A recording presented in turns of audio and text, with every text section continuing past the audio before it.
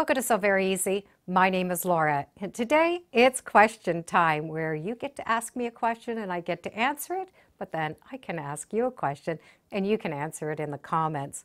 And one question that I get often is, when did you start sewing? Well, I have started sewing way back when I was young.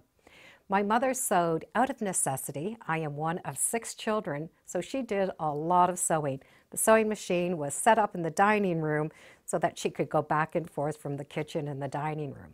And there was just something about the sound of that machine that I always wanted to be beside that machine when she was sewing. So she taught me to sew ever since I was very young. I actually don't remember not sewing. I do remember sitting on boxes and having books underneath my feet so that the pedal could get raised up so that I could sit at the machine. I remember sitting at the sewing machine sewing while my mother was cooking. So I have been sewing for as long as I can remember.